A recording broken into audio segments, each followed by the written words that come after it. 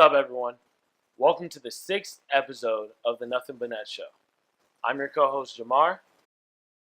And I'm your co-host, Michael, and we're really excited about today's episode, brought to you by Tints R Us. Do you need top quality, heat-blocking ceramic tints for your car, but you don't necessarily want to pay top price for them? Yeah, I was definitely in that boat, as well as some of my friends. We would always look to get tints, but they'd always end up being too expensive. Definitely. Top quality tints can be extremely pricey. But luckily for you, your friends, and all of our fans, if you go to Tints R Us and tell them your friends at Nothin sent you, they'll hook you up with a great price. Yeah, you can find their website at www.tintsrussfl.com. Or you can reach out to them on Instagram at tintsrussfl. And on today's episode, we'll be discussing the highly anticipated drop of the Sports Illustrated Top 100 Players. It came out, and it has a little bit of controversy on it. We'll also discuss the injury bug that has plagued the West. We also have a guest interview with current UConn Husky Tyler Polley, and we can't wait to debut our new interactive question from the fans segment. So let's hop right into it. Let's get it.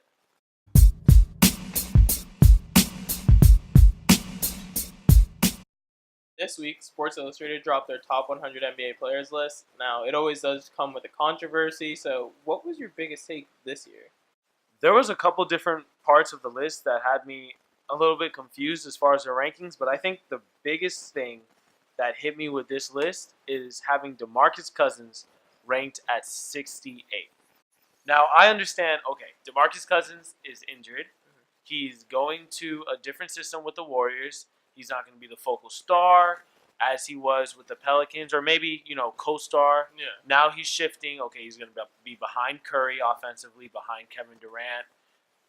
I understand all of that is going to take time for him to be integrated back, yada, yada, yada. With all that said, I have no idea how he is so low. He's number 68. And besides that, they got Miles Turner at 67, right in front of him. Right in front of him. That makes no sense. And it's just some of the other rankings, I'm baffled by them. But having DeMarcus at 68 really struck me. I don't know. What's your biggest takeaway from the list? So at first that was, again, the injury and all the history. So I try to give them as much as a cushion and okay, I understand it, but I really don't. Yeah.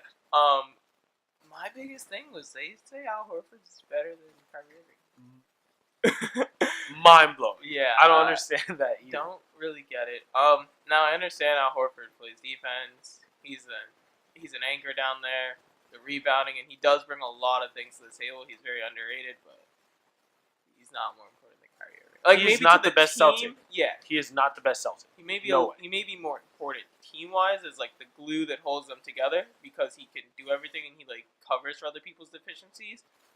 But having Kyrie Irving put the ball down, we saw with Terry Rozier, it was big drop off. Big drop off. Yeah. So if you're looking at the list, it goes Kyrie 17. Al Horford 16, Damian Lillard 15, and this is another part of the list that had me confused. From Damian Lillard, you go to Rudy Gobert 14 and Draymond Green 13. Are either Rudy Gobert or Draymond Green better than Damian Lillard? No. No shot. I don't understand. Damian Lillard was an all-star candidate. He was either 4th or 5th in all-star voting last year. He is probably a top 5 point guard in the league today, right now. And in a point guard driven league, mind you. So to have him behind Rudy Gobert and Draymond Green, I don't understand. There's no injury factor with that one. There's no potential missed games or anything. So I can't understand that. Yeah, he is. Last year, my vote would have went Harden, AD, LeBron. You're ridiculous. And then Damian Lillard. I'm pretty sure that's how it went. If anything, you flip AD and LeBron, but top 4 MVP, and then you put him there. Honestly, out of those 3 players, Gobert, him, and Dre, I would take him before the other 2, and then Draymond, Gobert. But that's just me personally. I don't really understand how they have him there, but he's what more do you want him to do? He's always underdog. He's averaging close to 30. Yeah. Averaging close to 30, about 7-8 assists a game. He's carrying that team. I mean, he has CJ, but besides him and CJ, who's your next best player? I honestly think that the playoffs just left a bad taste in their mouth. As they do every year. I have to like. That's the only way that I can really sort of justify him being there. Is just like their second straight sweep, right? yeah. But I mean, getting swept by Golden State is different from getting swept by a That's DeMarcus true. Cousins-less Pelicans and Rondo Yeah. and Drew Holiday. But we don't have to get into that. But It's what do you just think about? you know me. I'm a Damian Lillard fan. Yeah. Like having is wild. to At least me. they have him rated higher than Kyrie. Yeah, but I mean, like you said, Al Horford's not the best Celtic. Yeah, and DeMarcus Cousins isn't the 68th best player. Yeah, but as you mentioned to open the segment, every year this list does Yeah. come with controversy. Last year so, was Lonzo Ball over Carmelo Anthony. yeah. So who knows what next year's has? We'll see. Hopefully they get it right, but DeMarcus Cousins is going to show by the end of the year. Nah. Yeah.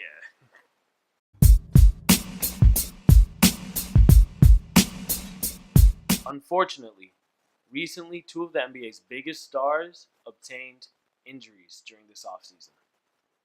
Russell Westbrook had arthroscopic surgery on his right knee, and his recovery time is expected to be around 4 weeks. Devin Booker had surgery on his right hand and is expected to be out 6 weeks. Now remember, he sprained the same hand and missed the last 12 games of the last NBA season. Which one do you think is going to have a bigger impact going into next season? Normally I would say Devin, but simply based on the fact that Oklahoma City, I think when healthy, is a top 3 team in the West, I got to go with the Russell Westbrook injury. Just because if that's an early setback in the season, what we saw last year is the 3 and the 8 seeds were separated by a game and a half. If you lose 2 games that you would have won with Russell Westbrook, that could be the difference of not making the playoffs and being a 3 seed. He already had 3 knee surgeries in 2013. Fortunately, he bounced back more athletic than like ever. Guy's a freak. Which is wild. And so I hope like this is just like a quick cleanup surgery, gets him all nice and right. But there's the chance that it's not. The chance that it's not, and what the lasting impact could be, is what scares me the most. I understand that, being that a lot of his game relies on his athleticism and being able to get from one side of the court to the other so quick. The pull up is in like half a second. Like his game is just right. But I don't see how. Imagine OKC losing him, and then the Suns losing Devin Booker. Devin Booker is definitely more significant of a loss, just simply because of the fact Devin Booker does not have Paul George. Yeah. Straight up. Just like that. And when you're talking about how the 3 and the 8 seed were separated by a game and a half, you said? Wild. I mean, so where does that put the Suns without Devin Booker? Devin Booker's their only chance, and especially now coming into this year, pairing him and DeAndre Ayton, there's been comparisons about him and DeAndre Ayton having the potential to be a Shaq and Kobe. Yeah. Exactly.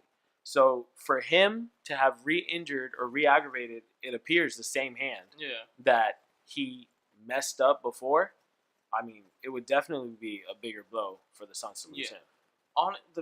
Another reason why I hesitated on that one is they were the worst team in the league last year. So with Devin Booker, I would definitely take it easier. Like if I'm the Suns, I think Josh Jackson's still developing. DeAndre Ayton's having his first year. Devin Booker is about to start his max deal next year. So let's say they miss the playoffs, get another lottery pick. Ooh, they get another lottery pick that pans out. But check this out. So you said they were the worst team in the league last year. They shouldn't be this year. No shot they should be. You have Josh Jackson, who's further developed. You have DeAndre Ayton coming in, and you saw him in the summer league, how he's looking. And then you have Devin Booker coming back as the primary star. Tell me that big 3 doesn't sound like a great 3 for the future. It does. But it's the and same so thing as the Timberwolves a few years ago. Right. I was never big on the Timberwolves. You know that. I was never big on them. That was you. But what I'm saying is, if you take Devin Booker off of that, it definitely is a bigger blow to that team than taking Russ off of OKC. Yeah. Simply because of the supporting cast. Yeah, it's also the aspirations. If Phoenix makes the playoffs, they're ecstatic. OKC, the plan with this payroll, win a ring or compete for a ring. Yeah, that's definitely true. But unfortunately, injuries always suck regardless of when it happens. Hopefully, both of these players bounce back completely fine and this conversation becomes irrelevant. Yeah, I'm trying to see Booker keep wetting threes, wet like a book. And I'm trying to see Russ continue with what he's been doing. Yeah, that gross stuff. Yeah. Are you looking to sell your house quickly for cash in return? Or maybe you're looking for a low monthly, low cash down lease on the dream car you've wanted forever. Regardless of the scenario, Neumann Investment can help you out. They're really versatile. They even do hurricane shutters and fencing for both commercial and residential properties. Not to mention that every property will be considered, regardless of the situation, and the opportunities are endless. Neumann Investments is definitely for the people. They give cash referrals for all of their business services. So be sure to contact them for whatever your need is. You can reach out to them either by their website, www.newmaninvestment.com, or by calling them at 305-209-8721. Our guest on this episode of the Nothin Show is Tyler Polley. He attended the Sagemont School for his entire high school career. Polley was named to the All-State Florida 3A second team both his junior and senior year and has an immense number of various awards and accolades at the city, county, and AAU level. He went on to play Division I basketball and is currently playing for the UConn Huskies. Tyler, welcome to the show. Thanks for having me. I appreciate it. So first we wanted to ask you about your basketball journey. Can you tell us a little bit about going through the high school stage, playing AAU ball, the recruiting process, and how it all led to where you are now playing for UConn? Yeah, sure. High school career started off at Sagemont. Freshman year was kind of rough. I didn't play at all freshman year. We had a really good team. We were undefeated in the state of Florida and went to the high school national tournament where we played Montverde and unfortunately lost. But freshman year taught me a lot about how to win, how to become a good team, and we had great players on the team too, like Prince, plays at UCLA, Gigi, UCLA alum. So, those guys just taught me how to win and become a great player. And progressively through high school, it just became better and better. Sophomore year started to start. And junior year is when things started to pick up for me. Really was a leader of the team, for my high school team, and AAU started to pick up for me too. Started to get looks and offers and was playing really well. And then my final AAU year, played with some great players. For example, Kevin Knox, and that's where I really broke out. I got my name on a national level, in my opinion, and I really played well. And that's where I picked up the offer from UConn at Peachtown. And yeah, senior year was a great year for me too, high school wise. And yeah, now I'm here at UConn. So you mentioned Peachtown. That must have been incredible to play at. I've seen videos of everyone balling there, the AAU circuit wise. How is it to play there, and how is it playing with Kevin Knox, who's now in the NBA? Man, Peachtown was crazy atmosphere.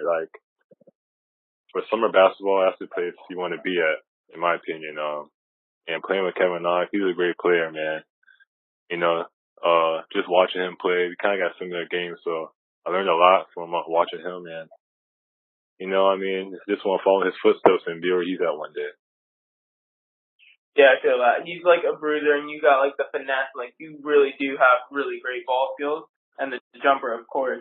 So did you see playing with him? It's all right, I've seen he got there, and just does it help encourage you? Yeah, I can definitely get here to the next step. Yeah, it encourages me a lot.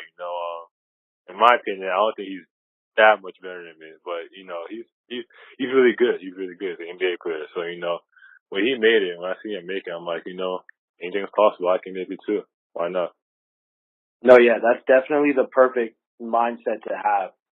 What are you personally looking to improve on going into this next season? And do you have any personal or team goals going into the next season with UConn? Yeah, personally, I just want to get stronger. Stronger I get, the better play I can get. And just play with more of a motor and be more defensive hungry, grab more boards, and team-wise, just have more wins we did last year. Win our conference and make it to the NCAA tournament. That's awesome. Those are definitely the right goals to have.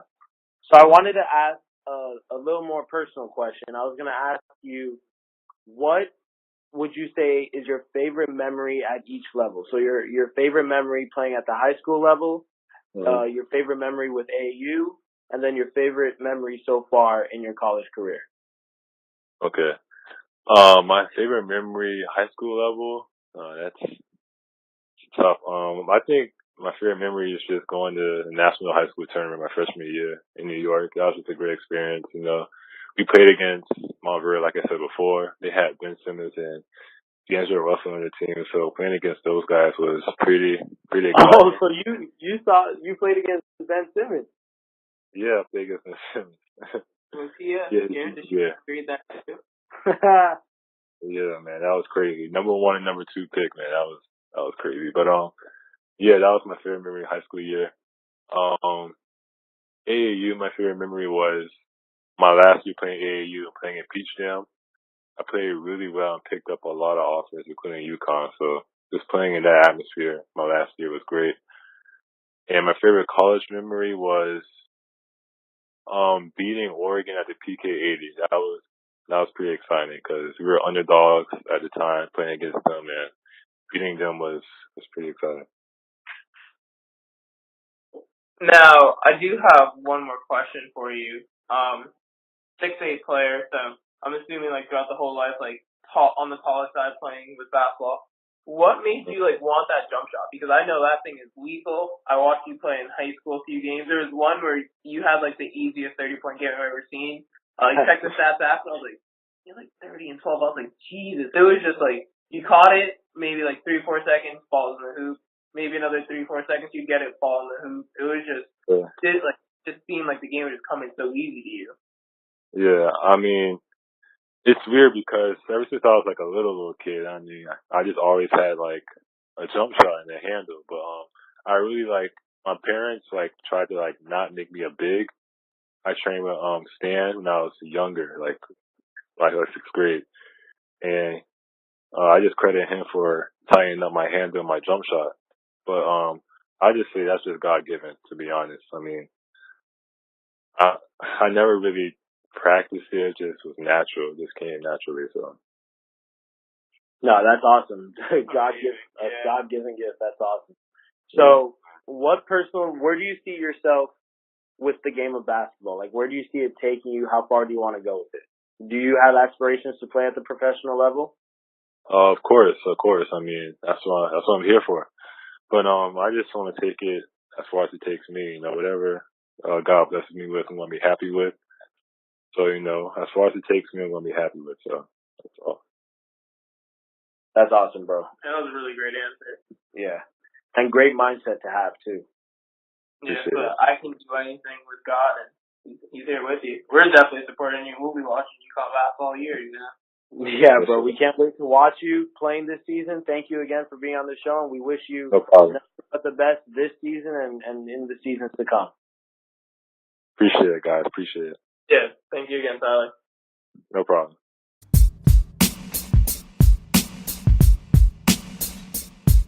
Hi, Jamar and Mikey. My name is Carlos. I'm a big fan of the show.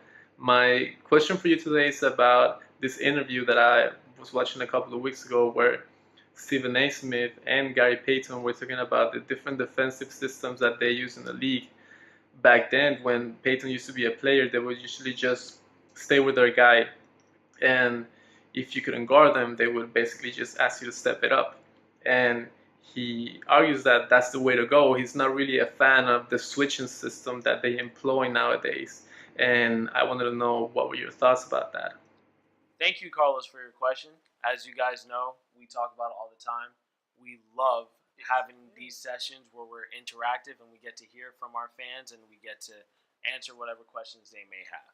So, first, I'll pose the question to you. What do you think about Gary Payton's comments, and what do you think about the difference in play styles now, having the defensives primarily switch as to back then when they used to just stick on their man, run through screens, and make it happen?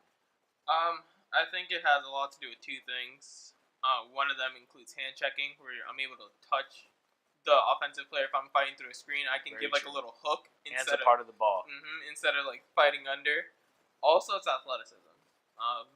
Being a Heat fan, and when Steph Curry came down, Bam Adebayo switched onto him. Bam wasn't having any Locked. issue. Yeah, Locked. like rookie 6'9", good like 240 plus. Like that's a big boy, quick. Now, if we revert back, besides like Sean Payton and a few others here and there, Steph Curry now, if Steph Curry right now got a big from then to switch on him, besides like Dennis Rodman, Charles Barkley, and Sean Kemp, barbecue chicken. I think it largely speaks to the transition of the games and the evolution of the game.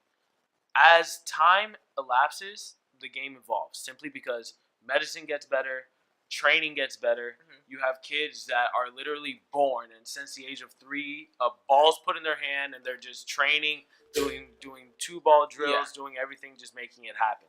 So I think his comments speak more so to the evolution of the game because, as you said, way back then you wouldn't have a power forward switching on or even in your example, Bam's a center. Yeah. You wouldn't have a center switching on a point guard. Most of the time, it would just be a blow-by for a layup. Especially not a point guard. But nowadays, in this athletic league, you have the ability to switch because you have players that are able to stay in front. And I think also, having played basketball, I think switching is just a more efficient defense. Yeah, definitely. Because when you're running through screens, a lot of the times, if the screen's solid, it ends up in a wide open layup or shot. Yeah. Simply because the screen's solid. One dribble. But if you switch, if you switch right off of it, and both of you guys are able to stand your ground, then it works better for both parties. Yeah, because if the communication's there, even if the shot gets off, at least it's a contested shot rather than a wide open shot. Yeah. So I think switching's the better defense in my personal opinion. Yeah. Look at the Rockets. That was the only way they were able to like stick with Golden State. They switched everything. Exactly. And they exploited on the other side. Exactly. It was whoever offense on Steph Curry. That's what it opens the game up to. Like if you say in the finals, for example, the Cavs were just trying to get whoever to. Well, they would mostly try to get LeBron or Love or whoever had some sort of an offensive game, which they didn't have many apparently. But they would try to switch him on Steph because Steph has defensive.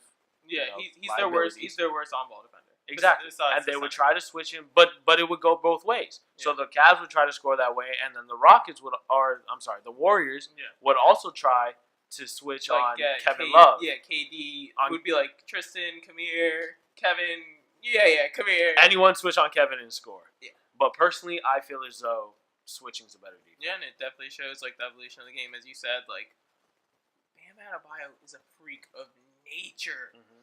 In the 13th pick, freak of nature. If he played back then, you would be like, and he's a center. Yeah, so he's easily able. Love me some Bam.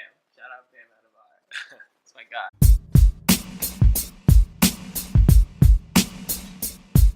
On September 6th, it was reported that Miami Heat legend Udonis Haslem agreed to a veteran minimum deal, returning for his 16th season in the NBA for $2.4 million. Now, Mikey, you're a Heat fan. I have to ask you, what was your reaction to the news, and do you think it's maybe signs of bigger things to come? Dwayne Wade. Dwayne Wade. I'm happy my boy got paid. I definitely want his retirement to be on his own terms, so I didn't want him to want to play this year and then the Heat not make the offer or him have to go elsewhere. I think it's a good sign for Wade. I also saw Wade was somewhere and he was talking about something and maybe dropped the Heat name, maybe. But for those of you that don't understand the reference, it was a TMZ video and Wade was talking about his son's recruiting, and he said, "Oh, his recruitment's open." And then he coughed and said, Miami. Miami. So, I mean, I agree. Udonis Haslem has always been described by other NBA players as just that guy that you want to have in your locker room. Yeah, the pros pro. A champion mentality, a class act, as a great person. Yeah. So he's definitely someone that should be a part of any team that's striving to, especially with the Heat, how they have a lot of younger players. Yeah. He's a good person for them to look up he's the guy that, like, if you're not grinding, he's getting on you, and you can't look at him and be like, who are you to tell me? It's like, exactly. You tell me, okay, I'm going to listen.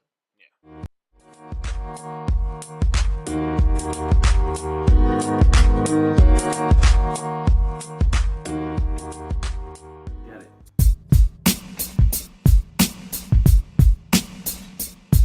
this week, the WNBA Finals just wrapped up. It ended in a sweep with the Seattle Storm beating the Washington Mystics. Unfortunately, my girl Elena Delle Donne was on the losing end. But the league MVP, Brianna Stewart, ended up winning Finals MVP with her teammate Sue Bird, who honestly captured Twitter over the past 2 weeks. So, with that being said, which finals do you think were more entertaining? Both were a sweep. The NBA Finals with Golden State winning, and the WNBA Finals with the Storm winning. Yeah, we definitely wanted to pose this question to you guys, our fans, because it was a unique scenario. We had both leagues ending in a sweep. Mm-hmm. Personally, I enjoyed watching both series. I found the WNBA, it's always refreshing when I watch it because rather than relying on athleticism, they always purely rely on their skills and fundamentals, and I love watching just the way that they play the game.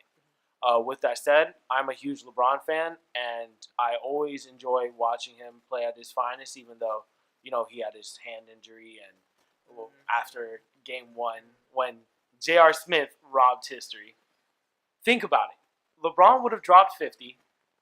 They would have won the game if J.R.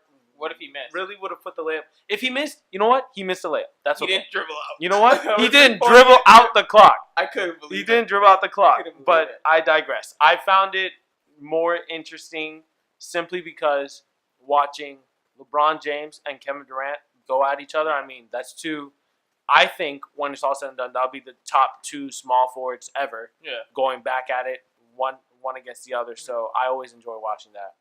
But what about you? I know you really enjoyed this year's WNBA Finals. Yeah, honestly, it was just because the players involved. I've said this before. Elena Delle Donne is my favorite women basketball player. Mm-hmm. I really became a big Brianna Stewart fan over her years at UConn and playing in the league. And then Sue Bird's always been a consistent, always there, star. Clutch. Yeah, Clutch. Yeah, she's money. So I thought the WNBA Finals were actually really fun to watch. I was a little disappointed at the third game because Delle Donne sort of just disappeared. Mm-hmm. She had 10 points. It's not what I was looking for. Brianna Stewart, I think, went 22, then 25 or 27, then 30. So she was eating. Yeah, she the was whole balling. season. Yeah, Yep. she was balling. The whole series.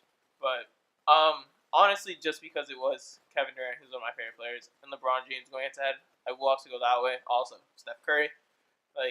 It's just watching Kevin Durant play basketball to me is just, I can't believe something like that exists. And same thing with LeBron James and Steph Curry.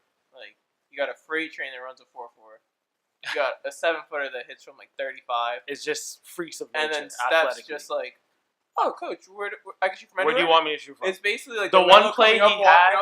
The one play he had where Kevin Love actually got him to fumble defense. the ball. Lock-up defense from Kevin Love, which is a statement that will never be said. Away, falling. From half court, and it's just wet. It's at that moment, okay. And the J.R. Smith one, when J.R. went for the steal. Yeah. Steph caught it and was what are you doing? And just shot the ball. Yeah, it's you can't. Yeah, and on him, no. Don't even try that. So both of us agree that we enjoyed more the NBA Finals. Yeah, it was just the star power, honestly. Yeah. It was just overwhelming star power. Those are our opinions. We're looking forward to hearing yours. Yeah, definitely let us know. And that concludes the 6th installment of the Nothing But Net show. And we'd like to thank all the fans for the ongoing support you guys show us, whether it be on YouTube or on the podcast. We really do love it, and you guys are what keeps us going and helps us get better. And we'd also like to thank Tyler Polley for the interview. It's definitely a great interview. It was really cool to talk to him, and as he said, got to play some NBA players, and definitely someone that we hope to see going forward. And last but not least, we'd like to thank Carlos for the interview question. Definitely a really cool question, different from most of ours that we've had so far, and also let us go back and talk about how the game of basketball has evolved without hating on either side of the game. Yeah, definitely. Appreciate all of you guys, especially once again the fans, because without the fans, we're nothing. We love all the feedback we get, all the comments, the questions. We love it all. So we'd like to encourage you guys to keep doing it. We want it to be an interactive experience, and thank you all. Be sure to like and subscribe to this video right below. You can follow us on Instagram at The Nothing But Net Show, which is also the same app for our Facebook page. And finally, we are now on Twitter. So you can find us on Twitter at The NBN Show. Make sure to help us grow on Twitter. Shout out our page, or you can retweet our link to this episode. So thank you all, and that's all for now. We'll see you on the next episode. Peace.